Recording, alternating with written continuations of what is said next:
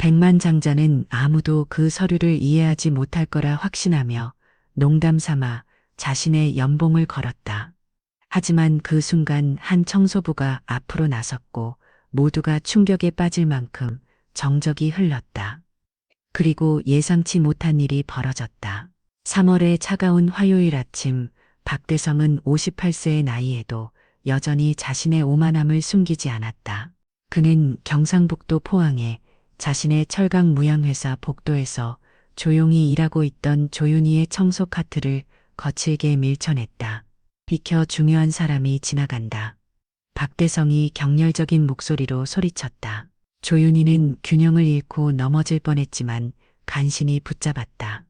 박대성은 포항에서 가장 큰 철강 무양회사 중 하나를 운영하며 직원들의 연봉보다 더 비싼 양복을 입고 다녔다. 그의 걸음걸이에는 평생 어려움을 겪어본 적이 없는 사람만이 가질 수 있는 그런 우월감이 묻어났다. 그날 그의 기분은 특히 좋지 않았다.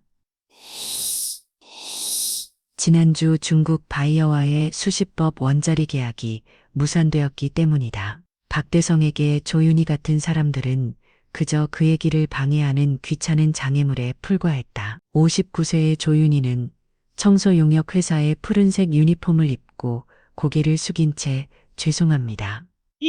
사장님이라고 중얼거리며 복도 구석으로 물러났다. 그녀는 이 회사에서 3년째 일하고 있었고 이런 종류의 모욕적인 대우에 익숙해져 있었다. 대부분의 직원들에게 그녀는 거의 투명인간이나 다름없었지만 조윤희는 모든 것을 관찰하고 모든 대화를 듣고 이 차가운 환경에서 매일 받는 모든 모욕을 조용히 마음에 담아두었다. 박대성이 지나간 후 그녀는 한숨을 내쉬며 다시 카트를 정리했다. 그녀의 손은 여전히 약간 떨리고 있었다. 윤희의 눈가에 주름이 깊게 패인 얼굴은 수년간의 고난을 말해주고 있었다. 한때 그녀도 꿈이 있었고 자신만의 인생이 있었다. 하지만 이제 그녀는 이곳 모두가 그녀를 무시하는 이 회사에서 하루하루를 버텨내고 있었다. 그날 아침 조윤희가 박대성의 사무실 근처를 청소하는 동안 그가 부하 직원에게 소리치는 것을 들었다. 내가 얼마나 중요한 사람인지 알아. 저 같은 놈은 평생 노력해도 내 발끝에도 못 미친다고. 조윤희는 조용히 걸레질을 계속하며 그 말을 가슴에 새겼다. 언젠가 박대성이 자신의 말을 되돌아보게 될 날이 올지도 모른다고 생각했다. 저녁이 되어 퇴근 시간이 다가오자 조윤희는 지친 몸을 이끌고 버스 정류장으로 향했다. 포항의 차가운 바닷바람이 그녀의 얼굴을 스쳐 지나갔다. 그녀는 낡은 가방에서 손자의 사진을 꺼내 잠시 바라보았다. 모든 굴욕과 고통을 견디는 이유, 그것은 바로 그녀의 가족이었다. 버스를 기다리는 동안 그녀는 오늘 박대성이 했던 모든 말을 떠올렸다. 그의 냉혹한 눈빛, 경념이 묻어나는 말투, 그리고 그가 사람들을 대하는 방식. 조윤희는 자신이 왜 이런 대우를 받아야 하는지 이해할 수 없었다. 그녀도 한때는 존경받는 사람이었다. 하지만 인생은 예상치 못한 방향으로 흘러갔고 이제 그녀는 청소부로서 하루하루를 살아가고 있었다. 집으로 돌아가는 버스 안에서 조윤희는 창밖으로 흐르는 포항의 반 풍경을 바라보았다. 철강 공장들의 붉은 불빛이 밤하늘을 물들이고 있었다. 그녀의 마음속에는 언젠가 자신의 진정한 가치를 보여줄 수 있을 거라는 희미한 희망이 있었다. 아직 세상에 보여줄 것이 많이 남아있다는 그 믿음이 그녀를 버티게 했다. 다음 날 아침, 회사는 평소와 같은 분주함으로 가득 찼다. 직원들은 각자의 업무에 몰두하고 전화벨 소리와 프린터 소리가 사무실을 채웠다. 조윤희는 1층 로비를 청소하고 있었고 박대성은 자신의 고급스러운 사무실에서 중요한 전화 통화를 하고 있었다. 그때 회사 로비로 우체국 직원이 들어서었다. 그는 외국에서 온 두꺼운 봉투를 들고 있었다. 번갈이 우표가 찍힌 그 봉투는 직접 박대성 사장 앞으로 보내진 것이었다. 사장님께 해외 우편입니다. 김윤 비서가 조심스럽게 박대성의 사무실에 들어가 봉투를 건넨다. 그녀는 8년 동안 그를 위해 일해왔고 그의 폭발적인 성격을 누구보다 잘 알고 있었다. 박대성은 서류를 열어보고는 얼굴색이 급격히 변했다. 봉투 안에는 완전히 낯선 언어로 작성된 여러 장의 서류가 들어있었다. 기이한 글자와 발음하기 불가능한 단어들로 가득 찬 문서들이었다. 이게 뭐야? 박대성은 혐오감을 드러내며 중얼거렸다. 그는 마치 쓰레기를 다루듯 서류를 넘겨보았다. 외계어처럼 생겼군. 이미원은 조심스럽게 서류를 살펴본 후 헝가리어나 동유럽 언어로 보인다고 말했다. 문서에는 공식 도장과 회사 이름이 분명히 보였다. 이런 건 한국인 중에 아무도 읽을 수 없을 거야. 박대성이 비웃듯 말했다. 그는 항상 자신보다 똑똑해 보이려는 사람을 비웃고는 했다. 이런 분명 국제적인 사기꾼들의 짓이야. 하지만 서류에 유로화로 보이는 숫자와 오늘 날짜가 적혀 있는 것을 발견하자 박대성은 이것이 심각한 문제일 수도 있다고 의심하기 시작했다. 그는 미연에게 빨리 번역가를 찾아보라고 지시했다. 빨리 움직여. 이거 중요한 것 같아. 오늘 안에 해결해야 해. 그의 목소리에는 불안감이 묻어났다. 미연은 포항과 주변 도시의 모든 번역회사에 전화를 걸기 시작했다. 하지만 헝가리어와 같은 희귀 언어를 번역할 수 있는 전문가를 당장 찾기는 불가능했다. 사장님, 부산이나 대구의 대형 번역회사에도 연락해봤지만 헝가리어 전문가는 최소 3일은 걸린다고 합니다. 미연이 조심스럽게 보고했다. 시간이 흐를수록 박대성은 점점 더 초조해졌다. 말도 안 돼. 어떻게 한국 같은 선진국에서 이런 언어를 읽을 사람이 없어. 그는 책상을 주먹으로 내리치며 소리쳤다. 내가 원하는 건 지금 당장이야. 포항의 인구가 50만이 넘는데 이런 종이 몇 장 번역 못할 사람이 어디 있어. 소식은 사무실 전체 퍼졌고 호기심 많은 직원들이 모여들어 인터넷 번역 앱으로 도움을 주려 했지만 모두 실패했다. 재무팀의 성주형이 중요한 정보를 가져왔다. 공식 문서는 대개 응답 기한이 있으며 이를 무시하면 중요한 법적 권리를 잃을 수 있다는 것이었다. 박대성이 다시 소리를 자세히 살펴보니 오늘 날짜와 열별을 실하는 시간이 분명히 표시되어 있었다. 이미 오후 3시가 다가오고 있었고 시간은 빠르게 흐르고 있었다. 그는 중요한 기회를 놓치고 있을지도 모른다는 생각에 식은땀을 흘리기 시작했다. 이 모든 혼란 속에서 조윤희는 조용히 복도를 청소하며 상황을 지켜보고 있었다. 그녀의 눈에는 어떤 감정도 드러나지 않았지만 마음속으로는 무언가 중요한 일이 일어나고 있다는 것을 느꼈다. 오후 3시 30분 박대성의 사무실은 완전한 혼란에 빠졌다. 그는 마치 폭풍 속에 갇힌 배의 선장처럼 안절부절 못하며 사무실을 왔다 갔다 했다. 직원들은 가능한 모든 방법을 통원해 해결책을 찾으려 했었다. 대구대학교 언어학과에 연락해 봤습니까? 박대성이 김미연에게 다그쳤다. 그의 목소리는 긴장으로 가득 차 있었다. 네, 사장님, 방금 통화했습니다. 헝가리어 전문가인 교수님이 계시지만 현재 국제학회 참석차 해외에 나가 계신답니다. 일주일 후에나 돌아오신대요. 미연의 대답에 박대성의 얼굴이 창백해졌다. 재무팀의 성주영이 추가 정보를 가져왔다. 사장님 문서를 자세히 살펴봤는데 유럽 기업들의 법정 문서는 보통 24시간에서 48시간 내에 응답을 요구하는 경우가 많습니다. 응답하지 않으면 법적 권리를 포기한 것으로 간주될 수 있어요. 박대성은 다시 서류를 자세히 살펴보았다. 분명 오늘 날짜와 함께 오후 6시라는 시간이 표시되어 있었다. 시간은 이미 오후 4시를 향해 달려가고 있었다. 누구든지 이 문서를 읽을 수 있는 사람을 찾아다. 비용은 상관없다. 박대성이 사무실 전체에 소리쳤다. 내가 지금 어떤 중요한 정보를 놓치고 있는지 모르잖아.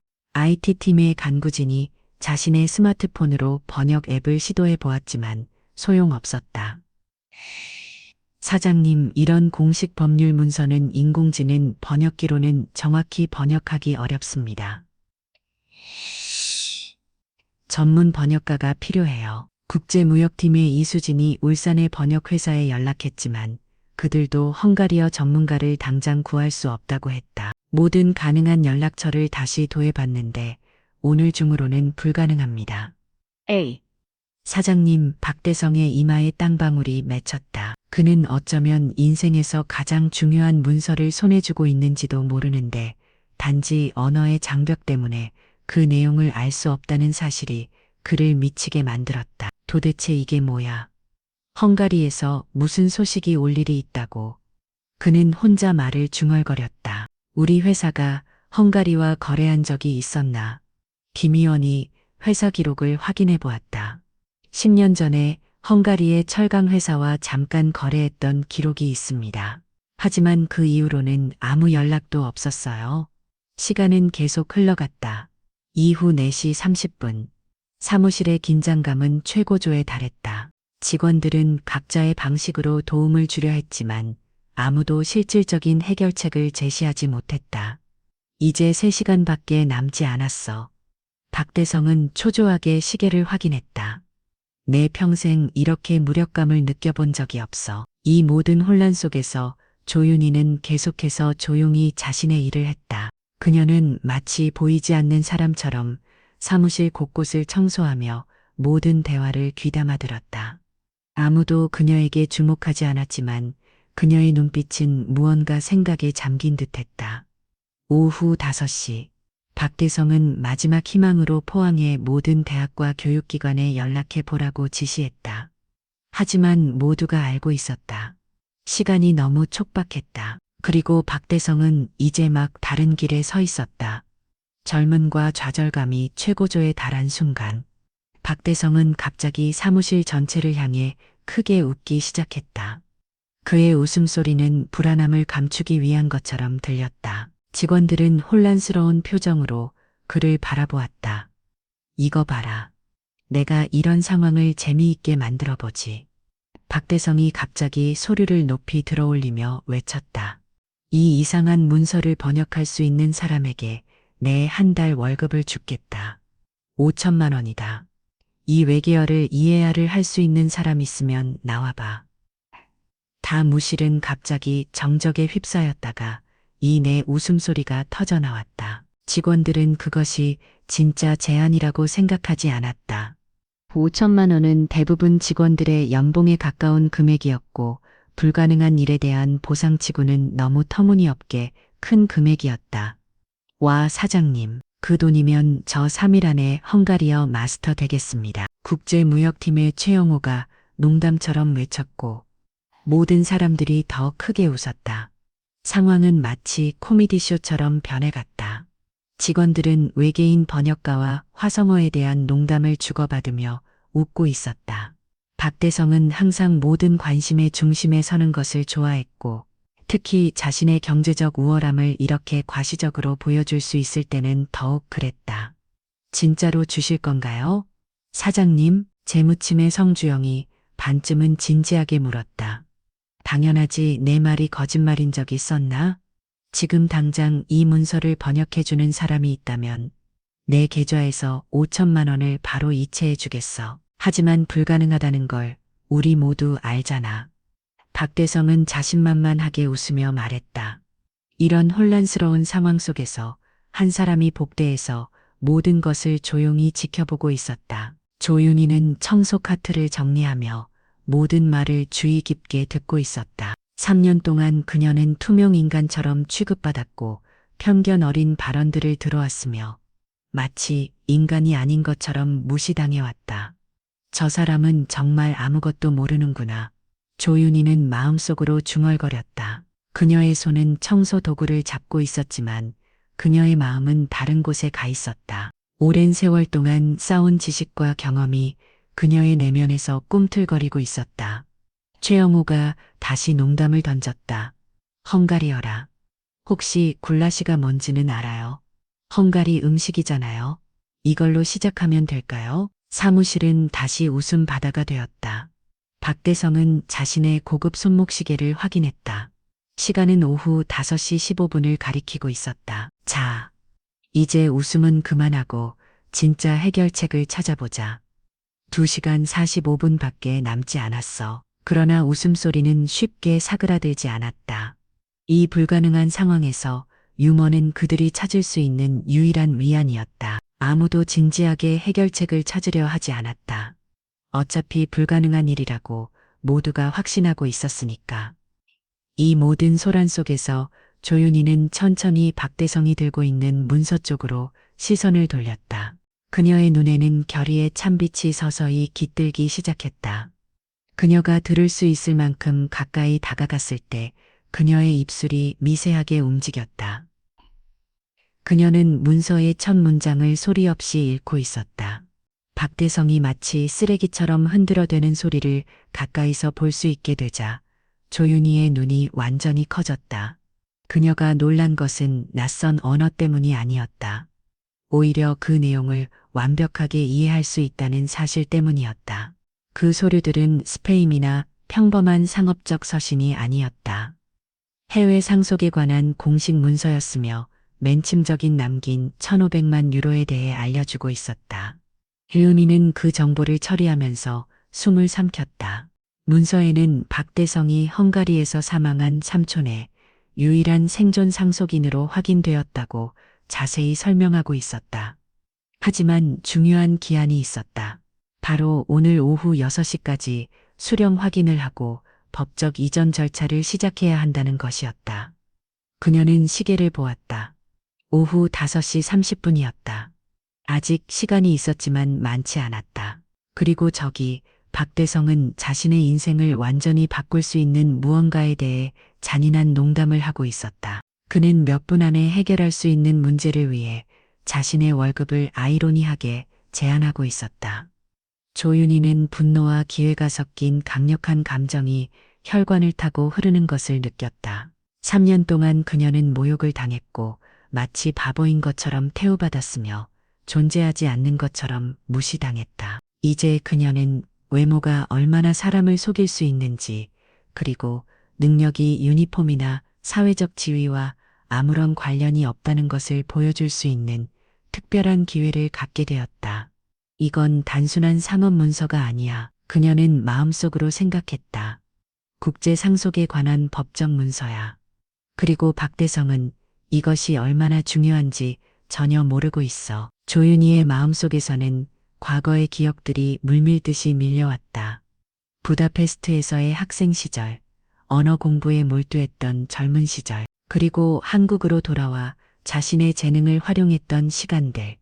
이 모든 것이 이 순간을 위해 그녀를 준비시켜 온 것 같다. 박대성이 계속해서 문서를 흔들며 농담을 하고 있을 때 조윤희는 중요한 결정을 내렸다. 그녀는 앞으로 나아갈 것인가? 아니면 계속 숨어 있을 것인가? 자신의 지식을 공개하고 이 오만한 남자에게 교훈을 가르칠 것인가? 아니면 조용히 그가 이 기회를 놓치게 할 것인가? 이제는 내 차례야. 그녀는 결심했다. 3년 동안의 침묵과 굴욕을 참아온 후 마침내 그녀가 진정으로 누구인지 보여줄 때가 왔다. 조윤희는 깊게 심호흡했다. 그녀의 얼굴에는 결의에 찬 표정이 서렸다. 손에 등걸레를 내려놓고 그녀는 천천히 등을 펴고 어깨를 똑바로 세웠다.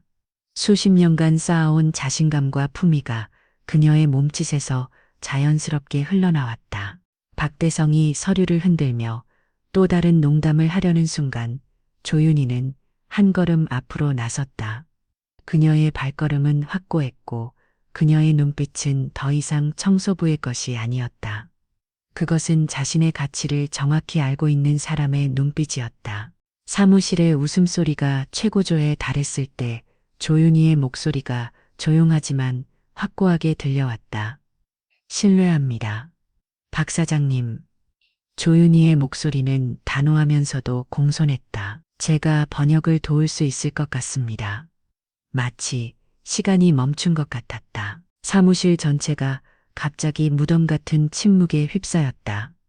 모든 사람들이 동시에 고개를 돌려 사장의 잔인한 놀이를 감히 방해한 청소부를 바라보았다. 박대성은 웃음을 갑자기 멈추고 완전한 불신의 표정으로 그녀를 쳐다보았다. 마치 방금 들은 것을 이해할 수 없다는 뜻이 말이다. 뭐라고? 그가 물었다. 잘못 들었다고 생각한 듯 했다. 제가 사장님을 위해 문서를 번역할 수 있다고 말씀드렸습니다. 조윤희은 결연한 자세로 자신감 있게 반복했다. 저는 그 언어를 완벽하게 알고 있습니다. 사무실에서 터져나온 웃음소리는 이전보다 더 크고 더 잔인했다. 이 직원들은 눈물이 날 때까지 웃었고 이것이 그들이 인생에서 본 가장 터무니없는 농담이라고 생각했다. 전문가조차 해결할 수 없는 문서를 단순한 청소부가 번역할 수 있다는 생각은 완전히 우스꽝스러워 보였다. 박대성은 너무 웃어서 쓰러지지 않으려고 책상을 붙잡아야 했다. 그는 이 상황이 너무 재미있다고 생각했다. 이것 봐 여러분. 그가 웃음을 참으며 말했다. 우리 청소 아줌마가 다구가 전문가대요. 어떻게 생각해요 여러분? 최영우가 웃으며 외쳤다. 정말 대단하네요. 청소부에서 번역가로 순식간에 변신 성주용도 가담했다. 아줌마 혹시 외계어도 할 줄 아세요? 나사에서 필요로 할 것 같은데 박대성은 이 상황이 너무 웃어서 배가 아플 정도였다. 좋아요 아줌마. 그럼 당신이 우리를 도와 처녀 500만 유로를 벌게 해주실 거예요. 그렇죠. 그는 자신도 모르게 언어와 정확한 금액을 맞춰버렸지만 조윤희는 둘 다 정확히 알고 있었고 그가 누구와 진정으로 대화하고 있는지 모른 채 던진 도전을 받아들일 준비가 완전히 되어 있었다. 네, 정확히 그렇습니다. 조윤희가 고요하게 대답했다. 그녀의 목소리에는 수십 년간의 경험과 자신감이 담겨 있었다. 문서에는 정확히 1,500만 유로에 관한 내용이 있습니다. 박대성의 웃음이 약간 수그러들었다. 그의 눈에 약간의 의심이 스쳐 지나갔다. 당신이 어떻게 알아? 제가 문서를 볼 수 있다면 사장님께 정확히 설명해 드리겠습니다. 조윤희가 제안했다. 박대성은 한참 동안 그녀를 쳐다보다가 마치 코미디쇼의 일부인 것처럼 문서를 건넸다. 여기요 전문가님 한번 보여주세요. 조윤희는 문서를 받아들고 첫 문장을 소리내어 읽기 시작했다. 그녀의 입에서 흘러나온 유창한 외국어 발음에 사무실은 다시 한번 완전한 침묵에 빠졌다. 이번에는 웃음이 아니라 충격 때문이었다. 그런 완벽한 발음과 자연스러운 어경을 흉내낼 수는 없었다. 박대성의 입이 놀라움으로 벌어졌다. 청소부가 복도를 쓸던 손이 이제는 외국어 문서를 능숙하게 다루고 있었다. 그의 생각이 빠르게 달렸다. 사에게 어떻게 가능한 거지? 계속해보세요. 그가 마침내 말했다. 그의 목소리는 갑자기 진지해졌다. 박대성은 여전히 통제할 수 없는 웃음을 터뜨리며 잔인한 조롱을 계속했다. 보세요 여러분. 복도도 제대로 청소 못하는 아줌마가 전문 번역가도 해결 못한 문제를 풀겠다고 합니다. 직원들은 더 크게 웃으며 박수를 쳐고 이 순간은 완전한 모욕적인 광경으로 변해갔다.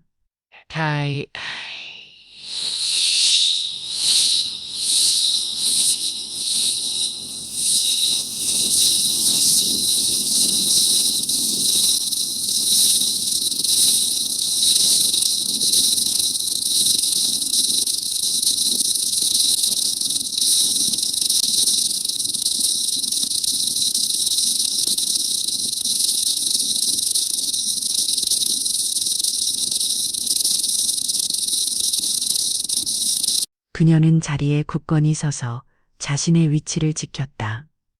그녀는 자신이 무엇을 하고 있는지 정확히 알고 있었고 문서의 가치를 완전히 인식하고 있었다. 시간은 계속해서 흘러가고 있었고 몇 시간 안에 이 잔인한 장난은 박대성이 인생에서 받은 가장 비싼 교훈으로 변할 것이다. 박 사장님, 저는 농담하는 것이 아닙니다. 조윤희가 절대적인 진지함으로 말했다. 사무실 전체가 여전히 웃고 있는 동안 그녀는 한 걸음 더 용기 있게 앞으로 나아갔다. 저는 정말로 이 문서들을 완벽한 정확도로 번역할 수 있습니다. 박대성은 너무 웃어서 눈물을 닦으며 그녀를 마치 말하는 동물을 보는 것처럼 쳐다보았다. 물론 할 수 있겠죠. 저도 날 수 있고요. 그가 날카로운 빗곰으로 대답했다. 이봐요 아줌마, 당신 빗자루로 돌아가서 어른들이 심각한 문제를 해결하게 내버려 주세요. 집단적인 웃음이 다시 사무실에 메아리쳤지만 조윤희는 흔들리지 않았다. 김 의원은 상황 때문에 당혹스러움을 느꼈지만 간섭할 용기가 없었다. 그녀도 단순한 청소부가 전문 번역가들도 해결하지 못한 것을 해결할 수 있다는 것은 완전히 불가능하다고 생각했다. 사장님, 제발 기회를 주십시오. 조윤희가 참을성 있게 요청했다. 시간이 얼마 남지 않았습니다. 제가 도울 수 있습니다.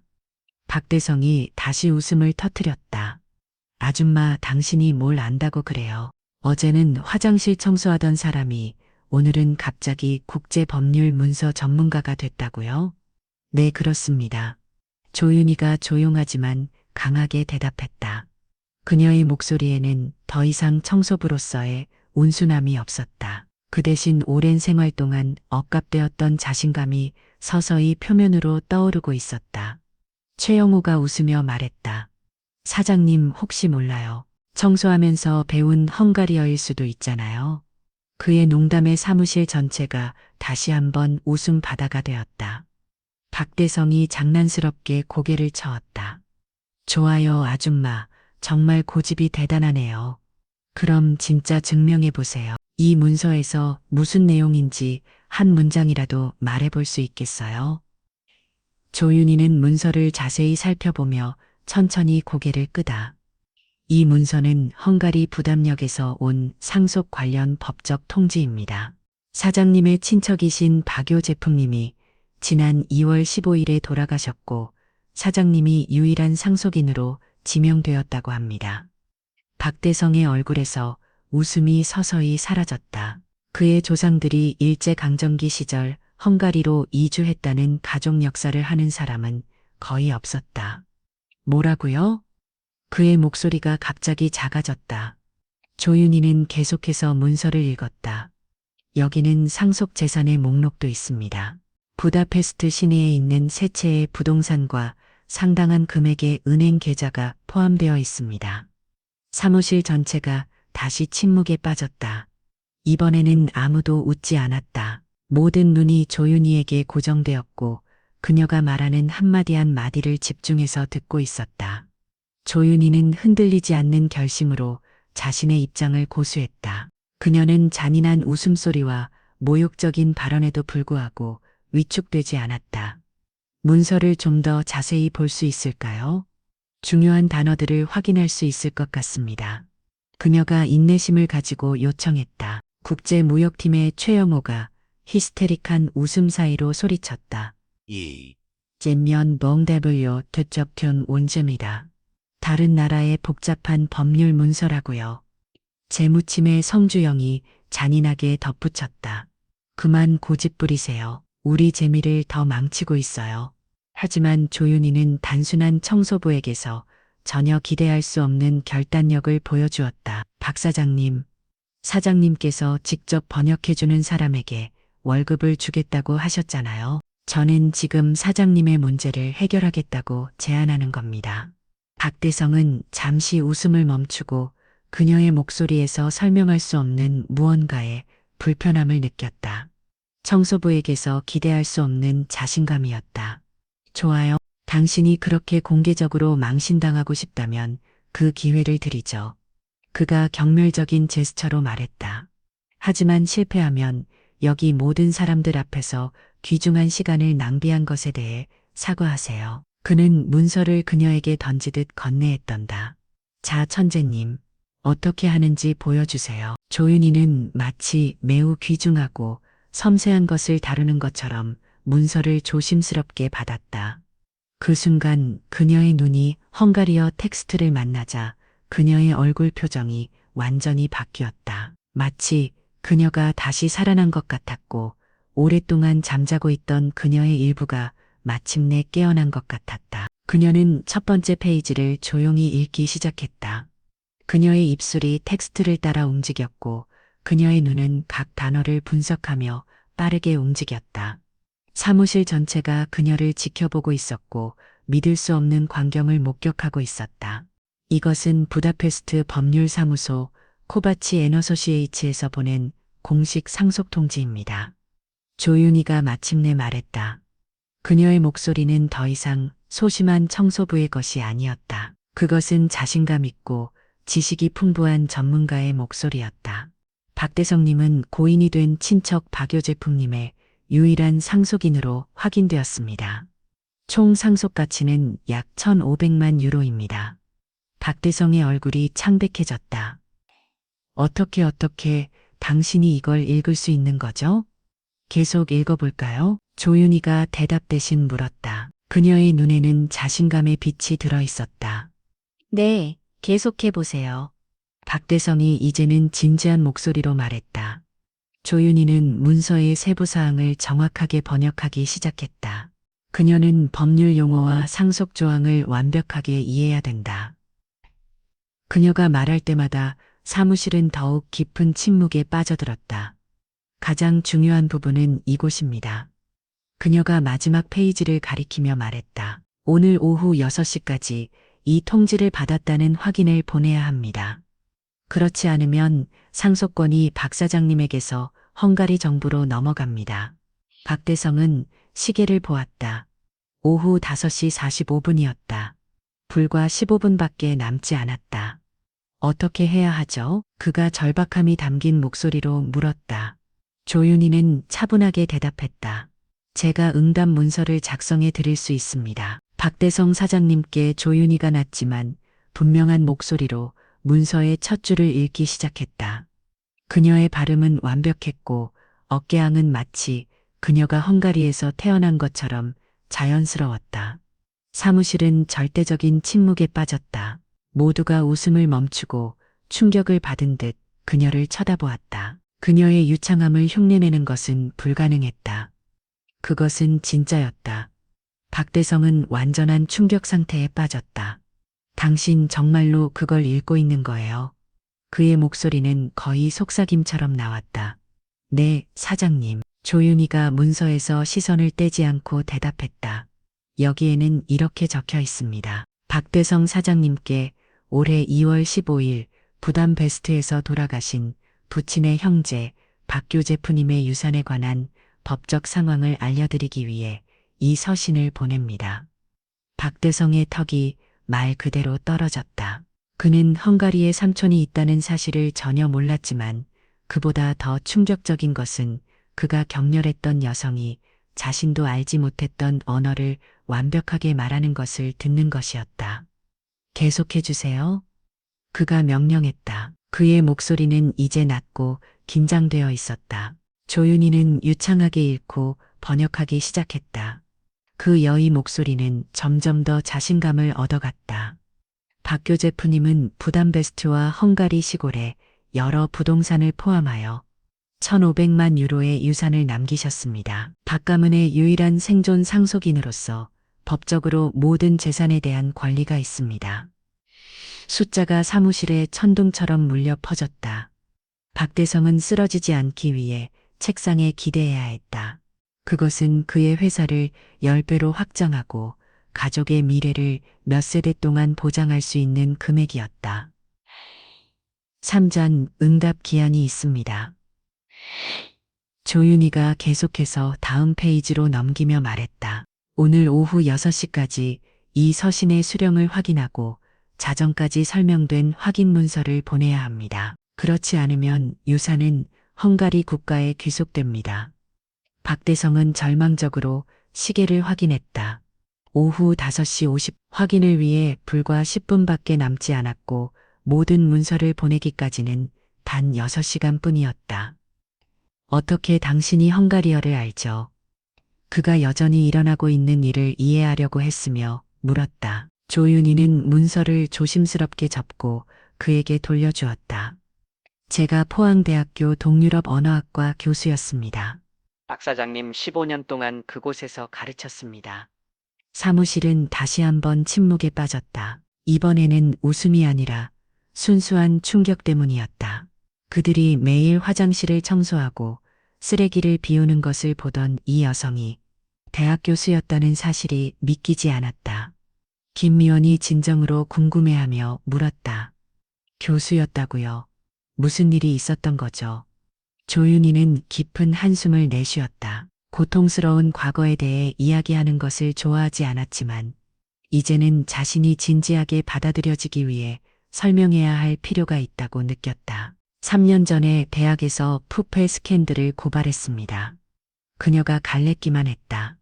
일부 교수들이 성적과 학위를 팔고 있었어요. 제가 신고했고 그 결과로 해고당했습니다. 이 폭탄 같은 소식은 사무실 전체에 충격을 던졌다. 직원들은 이제 완전히 다른 시선으로 그녀를 바라보기 시작했다. 윤리적인 선택 때문에 경력과 생계를 잃은 여성, 그리고 지금은 그들의 유일한 희망이 되어 있었다. 하지만 조건이 있습니다. 조윤희가 다음 페이지를 조심스럽게 넘기며 계속했다. 사장님께서는 오늘 포항 시간으로 오후 6시까지 이 서신 수령을 확인하고 자전거지 모든 확인 서류에 서명하여 보내셔야 합니다. 기한을 지키지 못하면 유산은 헝가리 국가에 귀속됩니다. 박대성은 절박하게 시계를 확인했다. 오후 5시 53분, 확인을 위해 단 7분. 그리고 모든 서류를 보내 시간은 단 6시간밖에 남지 않았다. 어떻게 해야 하죠? 그가 완전히 다른 톤으로 물었다. 이 제크의 목소리에는 조롱이나 격려이 아닌 순수한 긴급함과 간절함이 묻어났다. 조윤희는 차분하게 설명했다. 응답 두 메일 주소가 여기 있습니다. 지금 바로 메일을 보내고 확인서를 작성해야 합니다. 제가 헝가리어로 초안을 작성해 드릴 수 있습니다. 지금 당장 해주세요. 박대성이 이제는 명령이 아닌 부탁으로 말했다. 김 의원이 조윤희에게 사무실 컴퓨터를 내주며 물었다. 조 선생님, 정말 대학 교수셨어요. 조윤희는 키보드 앞에 앉으며 고개를 끄다. 그녀의 손가락이 키보드 위에서 춤을 추듯 움직이기 시작했다. 15년 동안 가르쳤던 언어로 완벽한 문장을 작성하는 것은 그녀에게 자전거 타기처럼 자연스러웠다. 저는 포항대학교에서 동유럽 언어학과 부교수였습니다. 그녀가 타이핑을 계속하며 말했다. 벙가리어, 폴란트어, 체코어를 가르쳤었어요. 석사 과정에서는 법률 문서 번역을 전문으로 했습니다. 박대성은 그녀의 손가락이 키보드 위를 빠르게 움직이는 것을 경외심을 가지고 지켜보았다. 그녀가 작성한 헝가리어 문장은 그에게는 외계어처럼 보였지만 그녀에게는 완전히 자연스러운 것 같았다. 그런데 왜 박대성이 물었지만 질문을 완성하지 못했다. 왜 지금 청소부로 일하고 있냐고요? 조윤희가 타이핑을 멈추지 않고 물었다. 3년 전 제가 대학에서 부패 사건을 고발했습니다. 몇몇 교수들이 외국인 학생들에게 학위를 팔고 성적을 조작하고 뇌물을 받고 있었어요. 사무실은 완전히 조용해졌다. 모든 직원들이 그녀의 이야기에 집중했다. 증거를 수집해서 총장에게 제출했습니다. 하지만 총장도 그 비리에 연루되어 있었죠. 조윤희의 목소리는 담담했지만 그 속에는 오랜 상처가 묻어 있었다. 결국 저는 학교의 명예를 훼손했다는 이유로 해고되었습니다. 성주영이 충격받은 목소리로 물었다. 그래서 어떻게 됐어요? 학교는 내부적으로 처리했다고 발표했죠. 몇몇 교수들은 조용히 사직했고 저는 대학가에서 문제아로 낙인 지켰습니다. 조윤희는 이메일을 완성하고 보내기 버튼을 눌렀다. 이제 확인 메일을 보냈습니다. 다음으로 서명 문서를 준비해야 합니다. 박대성은 마치 처음 보는 사람처럼 그녀를 쳐다보았다. 3년 동안 그는 그녀를 인간 이하로 취급했는데 그녀는 그가 평생 꿈꿀 수 없는 학식과 용기를 가진 사람이었다. 선생님 정말 최소갑니다. 그가 마침내 말했다. 그의 목소리는 진정한 후회로 가득 차 있었다. 제가 어떻게 선생님을 대했는지 조윤희는 그를 똑바로 쳐다보았다. 그녀의 눈에는 분노가 아닌 평온함이 깊이 들어 있었다. 지금은 사과할 시간이 없습니다. 사장님, 지금 해야 할 일에 집중하세요. 당신의 미래가 걸려 있으니까요. 그녀의 전문적인 태도는 모든 사람을 놀라게 했다. 조윤희는 단순한 청소부가 아니었다. 그녀는 자신의 원칙을 위해 모든 것을 희생한 학자였다. 사무실에 존경스러운 침묵이 흘렀다. 그것은 그들이 간접적으로 알고 있던 상황을 직접 목격하는 순간이었다. 모든 일을 했다가 그 대가를 치른 사람의 이야기였다. 그 후에는 어떻게 되셨어요? 성주영이 진심 어린 관심을 보자면 물었다. 프리랜서 번역가로 일하려고 했습니다. 조윤희가 계속해서 확인 서류를 작성하며 대답했다. 하지만 시장은 이미 포화 상태였어요. 게다가 제 남편도 같은 시기에 직장을 이루죠. 그는 파산한 건설 회사의 엔지니어였습니다. 김 의원이 부드럽게 물었다. 그리고 따님은요? 제 딸 소연이는 지금 17세입니다. 제1형 당뇨병을 앓고 있어요. 수입 인슐린, 정기검사, 지속적인 의료 관리가 필요합니다. 우리가 직장을 이루을 때 의료보험 혜택도 끊겼습니다. 박대성은 가슴이 조여오는 것을 느꼈다. 3년 동안 그는 딸의 생명을 지키기 위해 싸우고 있는 여성을 학대해왔다. 죄책감이 밀려왔지만 그는 이를 숨기려 했다. 그래서 청소부로 일하기로 결심하셨군요. 그가 이제는 그녀의 눈을 직접 마주보지 못하고 말했다. 선택의 여지가 없었습니다. 회사 의료보험을 받기 위해 정규직이 필요했어요. 청소회사에서 일자리를 제안했을 때 즉시 받아들였습니다. 최영호가 궁금해했다. 하지만 그건 3년 전이잖아요. 왜 다른 일자리를 찾지 않으셨어요? 조윤희는 스누숨을 지었다. 면접에서 전직 대학 교수가 왜 청소부로 일하고 있는지 설명하기가 쉽다고 생각하세요. 사람들은 당신이 거짓말을 하거나 뭔가 정말 잘못했다고 생각합니다. 진실은 사무실에 누구도 준비되지 않은 아픔을 안겨주었다. 그들은 3년 동안 고대로 교육받은 여성과 함께 일해왔지만 그녀를 투명 인간처럼 대했고 그들 중 누구보다 능력이 부족하다고 여겼다. 게다가 조윤희가 계속했다. 여기서 받는 급여는 낮지만 적어도 일정했어요. 소연이의 치료비를 지불하고 우리 집을 유지할 수 있었습니다. 꿈꾸던 일은 아니었지만 존엄성 있는 일이었습니다. 박대성은 불편하게 자리에서 몸을 뒤척였다. 그는 직원들에게 그녀에 대해 불평했던 모든 순간 청소 직원들을 물건처럼 되었던 방식을 기억했다.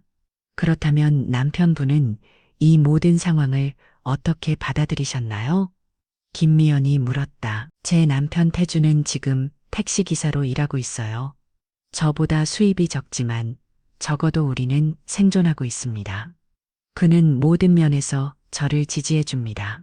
제 직업 때문에 저를 부족하게 느끼게 한 적이 없어요. 박대성은 시계를 확인했다. 오후 6시 5분이었다. 조 선생님, 메일이 제대로 전송되었을까요? 네, 확인 메일이 왔습니다. 조윤희가 화면을 가리키며 말했다. 이제 서면 문서를 준비해야 합니다. 국제특급 후편으로 오늘 안에 보내야 해요. 박대성은 자리에서 일어났다. 제가 직접 우체국에 가겠습니다. 하지만 그 전에 한 가지 말씀드리고 싶습니다. 사무실에 모든 사람이 주목했다. 박대성이 공개적으로 연설하는 경우는 드물어 없고 그럴 때는 보통 누군가를 질책하기 위해서였다. 저는 3년 동안 선생님을 형편없이 대했습니다. 그가 명백히 불편한 기색으로 시작했다. 선생님의 이야기를 몰랐지만 그렇다고 해서 정당화될 수는 없습니다. 어느 누구도 제가 선생님을 대한 방식으로 대우받아서는 안 됩니다. 조윤희는 무표정한 얼굴로 그를 바라보았다. 인정해 주셔서 감사합니다. 박 사장님, 아니, 제가 말을 마치게 해주세요. 박대성이 고집스럽게 말했다. 선생님은 방금 제 인생에서 가장 큰 기회를 놓치지 않게 도와주셨어요. 제가 순전히 오만함 때문에 거의 날려버릴 뻔한 기회였습니다. 사무실은 완전한 침묵에 빠졌다. 직원들은 박대성이 누군가에게, 특히 직원에게 사과하는 모습을 본 적이 없었다. 약속드린 5천만 원은 당연히 받으실 겁니다. 그가 계속했다. 하지만 그것 외에도 회사의 공식 번역 컨설턴트로 진짜 일자리를 제안하고 싶습니다. 월급 1천만 원에 모든 복리 후생을 포함해서요. 이 제안은 조윤희를 놀라게 했다. 그녀는 돈을 받고 일상으로 돌아갈 것이라고 예상했지만 직장 제안은 기대하지 않았다. 어떻게 말해야 할지 모르겠네요. 그녀가 솔직하게 대답했다. 천천히 생각해 보세요. 박대성이 서류를 집어들며 말했다. 하지만 선생님 같은 자격을 갖추보니 우리 회사에서 공식적으로 일하게 된다면 영광일 것이라는 점만 알아두세요. 그가 우체국으로 급히 나가는 동안 사무실은 이상한 분위기에 휩싸였다. 몇 분 전까지만 해도 조윤희를 청소부로 보던 직원들이 이제는 그녀를 존경받는 전문가로 바라보고 있었다. 최영호가 다가와 말했다. 조 선생님, 정말 죄송합니다. 오늘 선생님을 비우셨는데 그건 잘못된 행동이었습니다. 성주영이 덧붙였다. 저도요. 선생님이 모든 일을 겪었다는 걸 전혀 상상하지 못했어요. 한 명씩 직원들이 다가와 사과했다. 조윤희는 정중하게 사과를 받았지만 상황이 그녀를 불편하게 만든다는 것이 분명했다. 그녀는 관심의 중심이 되는 것에 익숙하지 않았다. 오후 6시 30분. 박대성이 우체국에서 땀에 젖고 숨을 헐떡이며 돌아왔지만 안도감이 역력했다. 성공했습니다. 내일 아침 푸더페스트 도착이 보장된 기한으로 서류를 보냈어요. 그녀는 조윤희에게 다가가 진심 어린 감사의 표정으로 그녀의 손을 잡았다. 선생님 덕분에 제 인생이 완전히 바뀌게 되었습니다. 어떻게 감사를 표현해야 할지 모르겠네요. 조윤희는 작은 미소를 지었다. 3년 만에 처음으로 그녀는 진정한 자부심을 느꼈다. 당신의 제안을 받아들이겠습니다. 박 사장님, 하지만 한 가지 조건이 있습니다.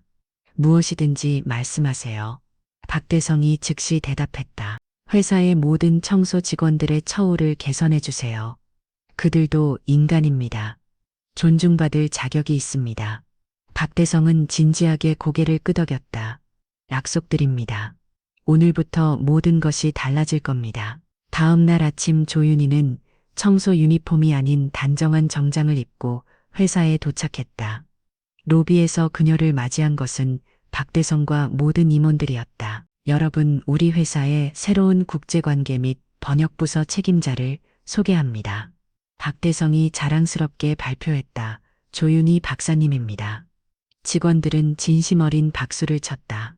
모두가 어제의 사건이 그들의 사고방식을 어떻게 바꾸었는지 느끼고 있었다. 조윤희의 책상 위에는 이미 부다페스트에서 온 새로운 서류들이 놓여 있었다. 이제 그녀는 공식적으로 박대성의 상속 절차를 관리하게 될 것이다. 그녀의 지식과 전문성은 더 이상 숨겨진 비밀이 아니었다. 눈에 보이지 않던 청소부가 회사에서 가장 가치 있는 직원이 되었고, 오만한 사장은 겸손함과 존중의 중요성에 대한 값비싼 교훈을 배웠다. 능력과 존엄성은 직위나 급여와 아무런 관련이 없다는 진실을 모두가 꿰달았다. 조윤희가 회의실로 향하는 동안 직원들은 서로 속삭이기 시작했다. 그들은 어제 목격한 불가능한 변화를 이해하려 애쓰고 있었다. 난 정말 그녀가 헝가리어를 안다는 걸 믿을 수 없어.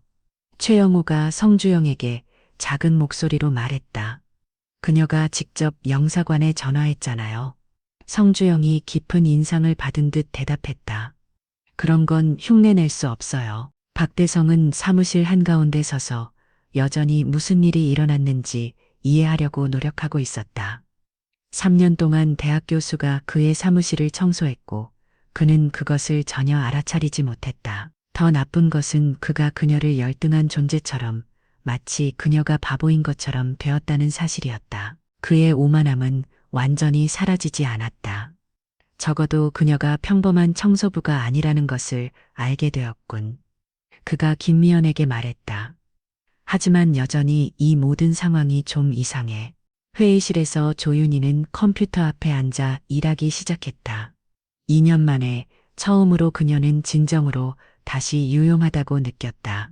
그녀의 손가락은 키보드 위를 날아다녔고 단순히 단어만 번역하는 것이 아니라 일반 번역가라면 놓칠 수 있는 모든 법적 뉘앙스를 포착하고 있었다. 그녀는 일하면서 자신이 겪은 모든 일을 생각했다. 3년 동안의 모욕 투명 인간처럼 취급받는 것, 자신의 소위, 바보스러움에 대한 언급들을 듣는 것, 이제 아이러니하게도 그녀는 그녀를 가장 격렬했던 남자를 구하고 있었다. 시계는 오후 4시 15분을 가리키고 있었다. 아직 시간이 있었지만 그녀는 완벽해야 한다는 것을 알고 있었다. 단지 좋은 보수를 받기 때문만이 아니라 자신이 여전히 유능하고 전문적 가치가 있다는 것을 스스로에게 증명하고 싶었기 때문이었다. 아직도 믿을 수 없어요. 김미연이 말했다. 그녀는 조윤희의 작업을 돕기 위해 회의실에 들어왔다. 3년 동안 이런 대우를 받으셨는데 어떻게 참으셨어요? 조윤희는 잠시 타이핑을 멈추고 창밖을 바라보았다. 포항의 철강 공장들에서 나오는 연기가 멀리서 보였다. 선택의 여지가 없었어요. 그녀가 간단히 대답했다. 딸의 인슐린을 위해, 남편과 내가 먹을 음식을 위해, 우리가 살 집을 위해. 김미연은 자신이 얼마나 많은 것을 당연하게 여겼던지 깨달았다.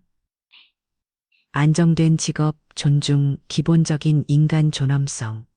제가 뭐라도 해드릴 수 있는 게 있을까요? 네, 있어요. 조윤희가 다시 타이핑을 시작하며 말했다. 헝가리 법률에 관한 인터넷 자료를 좀 찾아주세요. 특히 상속법에 관한 것으로요. 이 문서의 세부 사항을 더 정확하게 이해해야 됩니다. 김미연은 재빨리 일을 시작했다. 그녀는 이전에 단 한 번도 청소 직원에게 이런 식으로 도움을 요청받은 적이 없었다. 그것은 이상하면서도 개봉적인 경험이었다. 외부에서는 박대성의 회의실을 향해 초조하게 오가며 걷고 있었다. 15억 원의 상속은 이제 그가 불과 1시간 전까지 모욕했던 여성의 손에 달려 있었다. 상황의 아이러니함은 사무실의 누구에게도 놓치지 않았다. 그가 가장 존중하지 않았던 사람이 이제 가장 중요한 사람이 되었다. 이 모든 활동 속에서 다른 청소 직원들은 조용히 그들의 일을 계속했다. 그들은 사무실의 구석구석을 청소하고 쓰레기통을 비우고 복도를 닦았다. 그러나 이제 몇몇 직원들은 그들에게 미소를 짓거나 감사의 말을 건넸다. 작은 변화였지만 그것은 시작이었다. 밖에서는 박대성이 계속해서 불안하게 걸어다니며 회의실을 5분마다 들여다보았다. 15억 원의 상속이 1시간 전에 그가 무능하다고 불렀던 여성에게 달려 있었다. 상황의 아이러니는 사무실의 모든 사람에게 분명했다. 그가 가장 존중하지 않았던 사람이 갑자기 가장 중요한 사람이 되었다. 오후 4시 45분, 조윤희는 한 무더기에 서류를 들고 회의실에서 나왔다. 그녀의 표정은 박대성이 해독할 수 없는 것이었다. 전체 사무실이 조용해졌고 그녀가 그의 책상으로 다가갈 때 모든 사람이 지켜보았다. 그녀는 더 이상 청소부의 이미지와 맞지 않는 자세로 걸어왔다.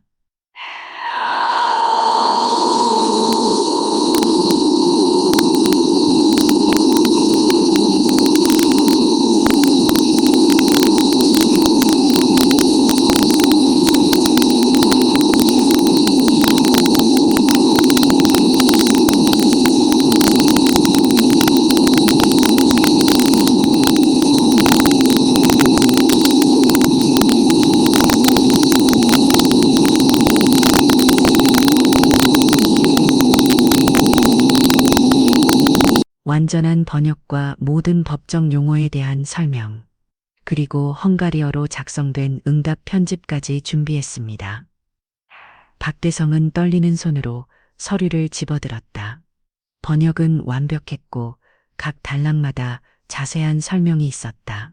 단순한 직역이 아니라 헝가리 법률 절차에 대한 설명 노트가 포함된 전문적인 문서였다. 여기 상속에 관한 모든 정보가 있습니다.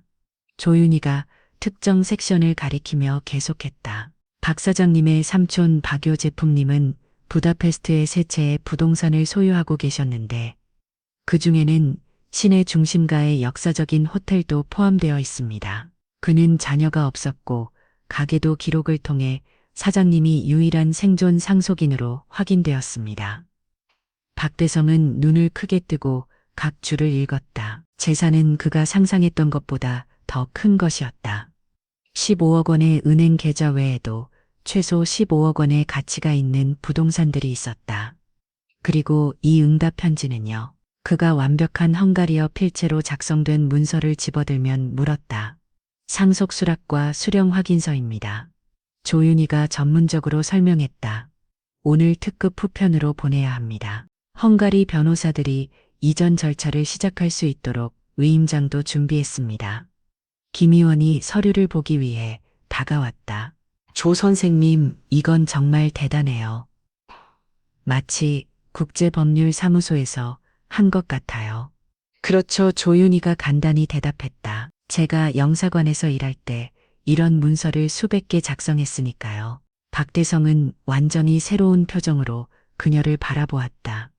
더 이상 경념이나 거만함이 아니라 자신이 완전히 잘못되었음을 인정해야 하는 강제된 존중과 불편함이 섞인 표정이었다. 당신은 정말 이 모든 것을 이해해야 되신 거군요. 그가 질문이라기보다는 확인하는 투로 말했다. 네, 사장님 대학에 들어가기 전에 8년 동안 국제 상속 문제를 다뤘습니다. 헝가리 법을 한국 법만큼 잘 알고 있어요. 국제무양팀의 최영우가 호기심에 다가왔다. 조 선생님 실례지만 어떻게 이런 배경을 가진 분이 청소부로 일하게 되셨나요? 모두가 묻고 싶었던 질문이 마침내 나왔다. 조윤희는 깊게 숨을 들이쉬고 묻어두고 싶었던 이야기를 해야 한다는 것을 알았다. 선택이 아니었어요. 그녀가 시작했다. 박대성이 제안한 의자에 앉으며 제가 말씀드렸듯이 대학의 부패 스캔들을 고발했습니다. 일부 교수들이 외국인 학생들에게 학위를 팔고 학점을 위조하고 뇌물을 받고 있었어요. 사무실은 존경스러운 침묵에 빠졌다. 그것은 모두가 간접적으로 알고 있지만 직접 만나본 적이 없는 상황이었다. 옳은 일을 했다가 그 대가를 치른 사람. 그래서 제가 기관의 적이 되었습니다. 조윤희가 계속했다. 그들은 저를 해고했을 뿐만 아니라 제가 문제적이고 불안정하고 함께 일하기 어렵다는 소문을 퍼뜨렸어요. 어떤 대학도 저를 고용하려 하지 않았습니다. 아누르텀의 아눈노도터. 사무실은 존경스러운 침묵에 빠졌다. 그것은 그들이 간접적으로만 알고 있던 상황에 대한 직접적인 증언이었다. 올바른 일을 해서 그 대가를 치른 사람의 이야기였다. 그래서 어떻게 하셨어요? 성주영이 진심 어린 관심을 보이며 물었다. 처음에는 프리랜서 번역가로 일하려고 했어요. 하지만 시장은 이미 포화 상태였죠. 대학에서 좋은 직업을 가진 사람들이 부업으로 번역 일을 많이 하니까요. 조윤희가 설명했다. 그리고 같은 시기에 남편도 직장을 잃었어요. 그가 다니던 중견건설회사가 부도 났거든요. 김 의원이 부드럽게 물었다. 그리고 따님은요. 소연이는 제1형 당뇨병을 할 거 있습니다. 정기적인 인슐린 주사와 의료 관리가 필요해요. 우리가 모두 직장을 잃었을 때 의료보험 혜택도 잃었죠. 조윤희의 목소리는 차분했지만 그 안에는 지난 몇 년간의 고통이 묻어 있었다. 박대성은 갑자기 자신이 얼마나 특권적이었는지 꽤 달았다. 그는 한 번도 의료 및 생계비에 대해 걱정한 적이 없었다. 그의 가족은 항상 최고의 병원에서 최고의 치료를 받았다. 그래서 어떤 일자리든 받아들일 수밖에 없었군요. 그가 이제는 이해하는 목소리로 말했다. 우리 가족의 생존이 걸린 문제였으니까요. 조윤희가 대답했다. 이 청소일이 제가 구할 수 있는 유일한 정규직이었고 의료보험이 있었어요. 딸의 치료를 위해 필요했죠. 재무수의 장재훈이 조심스럽게 물었다. 그런데 왜 다른 회사에 지원하지 않으셨어요?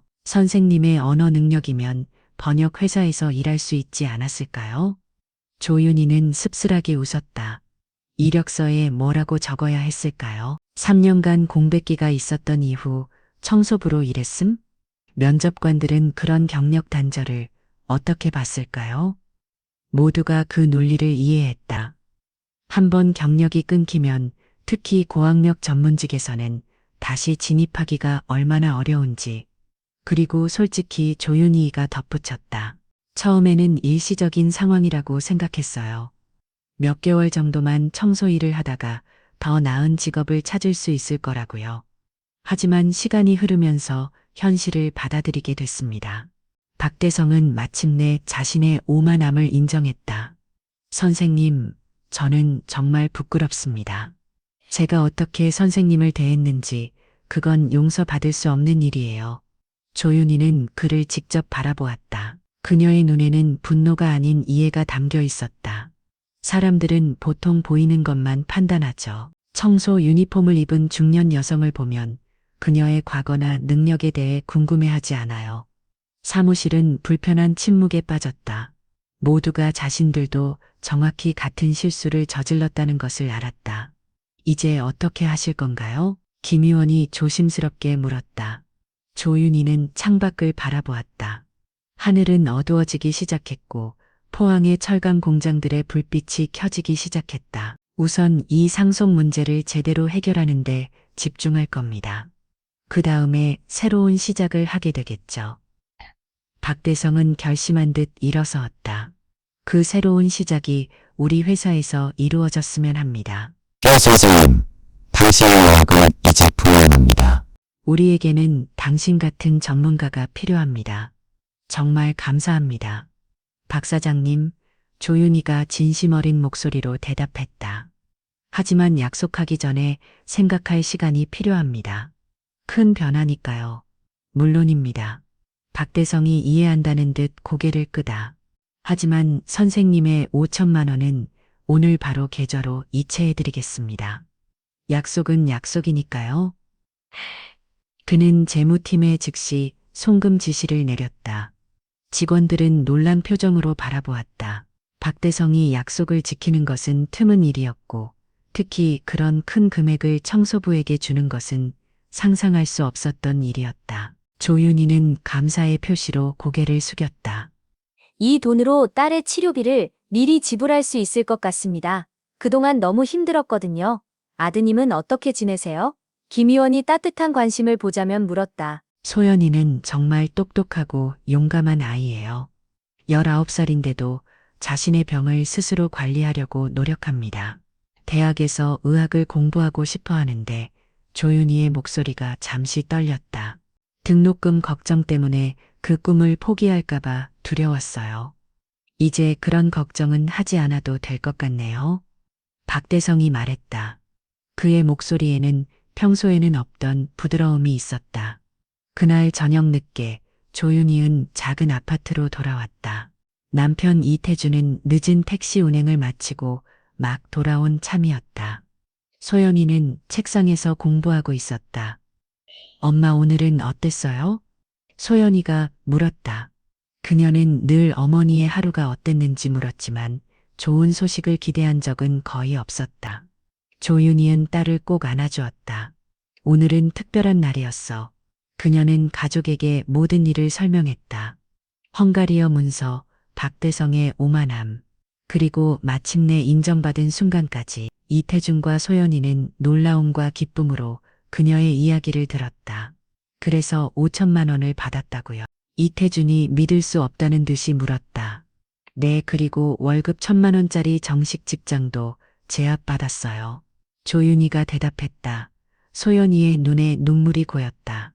엄마, 그럼 이제 내가 의도에 갈 수 있는 거예요? 그럴 것 같구나.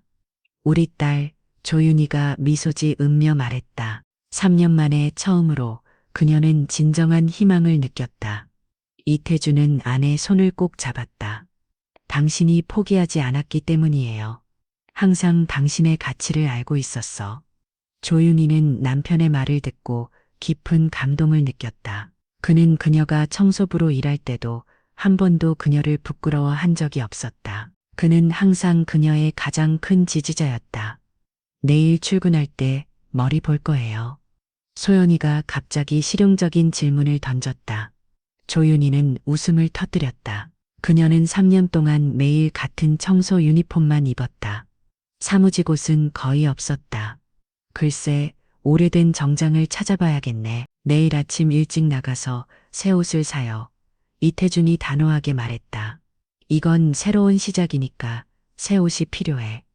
그날 밤 조윤희는 오랜만에 편안하게 잠들었다. 그녀의 꿈은 헝가리 부다페스트의 거리를 걷는 자신의 모습이었다. 젊은 시절 그곳에서 공부했던 기억들이 선명하게 떠올랐다. 그때는 미래가 무한히 밝아 보였다. 이제 그 빛이 다시 돌아오고 있었다. 아침이 밝았을 때 조윤희는 새로운 결심으로 일어났다. 그녀는 단순히 직업을 바꾸는 것이 아니었다. 그녀는 자신의 인생을 되찾고 있었다. 다음 날 아침 조윤희는 오랫동안 착용하지 않았던 정장을 입고 회사에 도착했다. 3년 전 대학에서 마지막으로 강의했을 때 입었던 옷이었다. 다행히 아직 잘 맞았다. 로비에 들어선 사람들의 반응이 즉각적이었다. 평소 그녀를 무시하던 경비원이 갑자기 고개를 숙이며 인사했다. 좋은 아침입니다. 조 선생님. 엘리베이터에서 만난 직원들은 어색하게 미소 지었다. 어제까지만 해도 그녀가 청소하는 화장실을 당연하게 여기던 사람들이었다. 이제 그들은 그녀를 동료로 대해야 한다는 사실이 불편한 듯했다. 8층에 도착하자 김미연이 그녀를 기다리고 있었다. 조 선생님, 사장님께서 새 사무실로 안내해달라고 하셨어요. 조윤희는 놀랐다. 새 사무실이요. 내 국제관계부서의 책임자로서 개인 사무실이 준비되어 있습니다. 그녀는 넓고 밝은 창문이 있는 사무실로 안내받았다. 책상 위에는 최신 컴퓨터와 함께 명패가 놓여 있었다. 조윤희 박사 국제관계 책임자. 이게 다 너무 갑작스러워요. 조윤희가 말했다. 어제까지만 해도 저는 청소부가 아니었어요. 김미연이 부드럽게 말을 끊었다. 선생님은 항상 뛰어난 전문가셨어요. 우리가 그걸 보지 못했을 뿐이죠. 박대성이 사무실에 들어왔다. 그는 평소보다 더 오로만해 보였다. 편안하게 정착하셨나요? 조 선생님? 네, 감사합니다. 조윤희가 대답했다. 제가 무엇부터 시작해야 할지 알려주시겠어요? 물론이죠. 우선 헝가리 상속 절차를 완료하는데 집중해 주세요. 그리고 우리 회사가 동유럽과의 거래를 확장할 방법을 모색해 주셨으면 합니다. 회의가 끝나고 조윤희는 잠시 혼자 남아 새로운 현실을 받아들이려 노력했다. 불과 24시간 전 그녀는 이 같은 사무실 바닥을 닦고 있었다. 이제 그녀는 여기 앉아 국제 비즈니스 전략을 계획하고 있었다. 점심시간에 그녀는 예전 동료들 청소 직원들을 찾아갔다. 그들은 그녀를 보고 놀랐고 일부는 이제 그녀가 위층 사람들 중 하나가 되었다고 생각해 거리를 두려했다. 저는 여전히 같은 사람이에요. 조윤희가 그들에게 설명했다. 단지 이제 내가 가진 기술을 다시 사용할 기회를 얻었을 뿐이죠. 김영숙, 가장 오래 일한 청소부가 조심스럽게 물었다. 그럼 이제 우리를 도와줄 수 있나요? 회사가 청소 직원들의 처우를 개선하도록? 그럴 계획이에요. 조윤희가 단호하게 약속했다. 박 사장님은 이미 모든 청소 직원들의 처우를 개선하겠다고 약속했어요. 제가 확실히 지키도록 할게요. 오후에 그녀는 박대성과의 회의에서 이 문제를 제기했다. 청소 직원들의 급여와 복지를 개선해야 합니다. 그들은 이 회사가 돌아가는데 필수적인 존재예요. 박대성은 잠시 망설였지만 고개를 끄다 약속드립니다. 다음 달부터 시행할게요. 퇴근 시간이 되자 조윤희는 여전히 현실감이 없었다. 버스 정류장으로 걸어가는 대신 그녀는 회사 주차장으로 향했다. 이제 그녀는 택시를 타고 집에 갈 여유가 있었다. 집으로 가는 길에 그녀는 창밖으로 포항의 풍경을 바라보았다. 철강 공장의 불빛이 어둠 속에서 빛나고 있었다. 3년간의 고통과 모욕 후에 그녀는 마침내 자신의 진정한 가치를 인정받았다. 하지만 그 과정에서 배운 교훈은 결코 잊지 않을 것이다. 어떤 직업도 어떤 사람도 열등하지 않다는 것을. 한 달 후 철강 회사의 분위기는 완전히 달라졌다. 조윤희의 사무실은 이제 회사에서 가장 중요한 곳 중 하나가 되었다. 헝가리 상속 절차는 순조롭게 진행되고 있었고 박대성은 매주 부다페스트에서 좋은 소식을 받고 있었다. 그러나 가장 큰 변화는 회사 문화였다. 박대성은 조윤희의 조언을 받아들여 청소 직원들의 급여를 30% 인상했고 그들에게 더 나은 복지 혜택을 제공했다. 이제 직원들은 청소부들에게 인사를 하고 그들의 이름을 기억하려고 노력했다. 조 선생님, 박대성이 그녀의 사무실에 들어오며 말했다. 헝가리에서 좋은 소식입니다.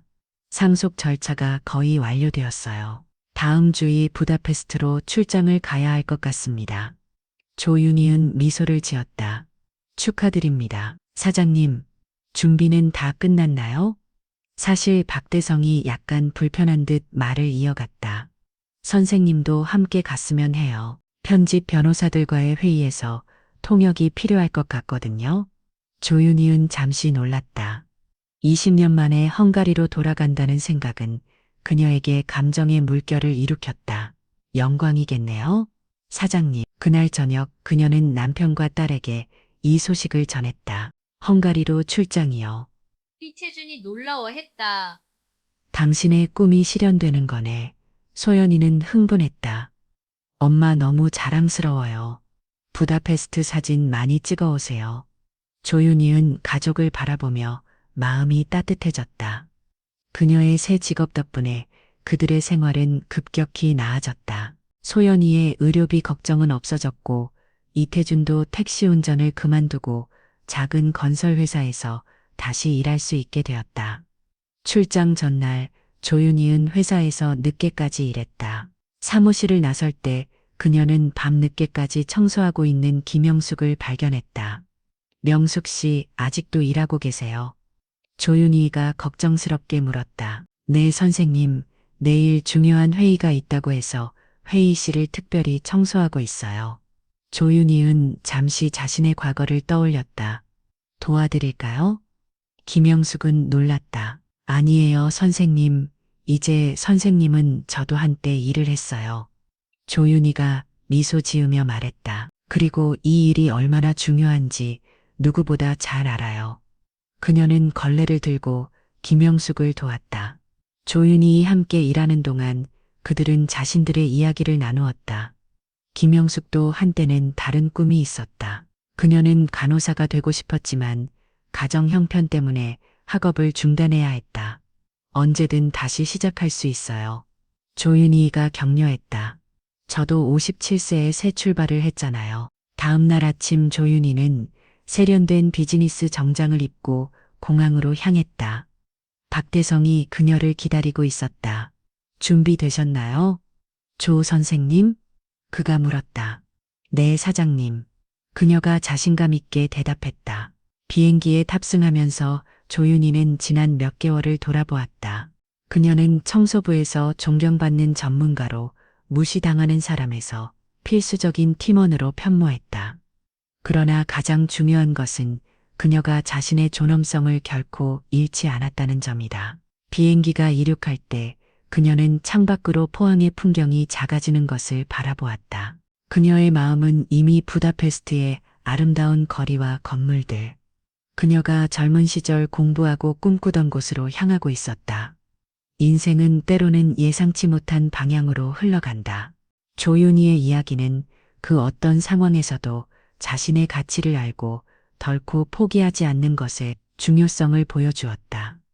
그리고 때로는 가장 예상치 못한 순간에 새로운 기회가 찾아온다는 것.